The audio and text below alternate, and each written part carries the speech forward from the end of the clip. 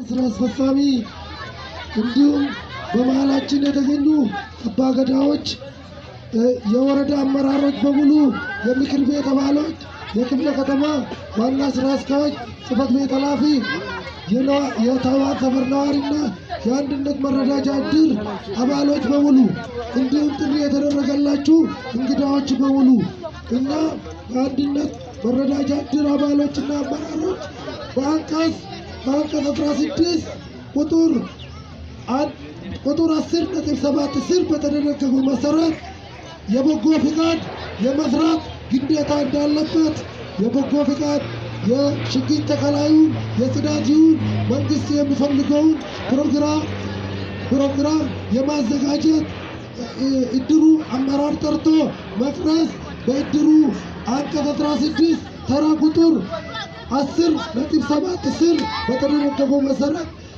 ከቀሩ ያስቀጣል።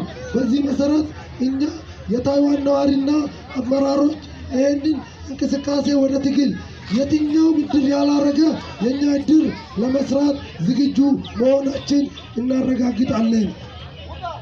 በዚህ መሰረት በአንደኛ ምዕራፍ የኢትዮጵያ መንግስት ያዘጋጀው የ20 ቢሊዮን ችግኝ ታቅዶ 25 ቢሊዮን በመትከል ሪከርድ የሰበረ መሆኑን እናውቃለን። በዚህ መሰረት በሁለተኛ ምዕራፍ 25 ቢሊዮን ችግኝ በመትከል በአጠቃላይ 50 ቢሊዮን ለመትከል መንግስት ቃል የገባውን እናውቃለን።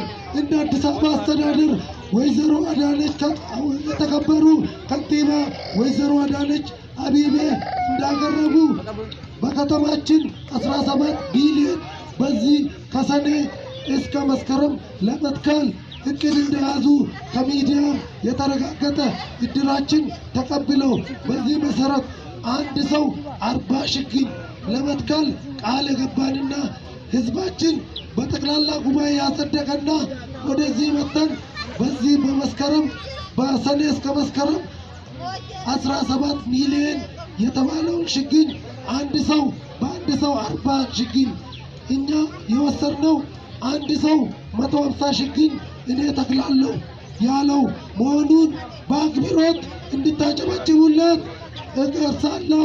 በዚህ መሰረት መንግስታችን በሚፈልገው መሰረት እንጓዛለን።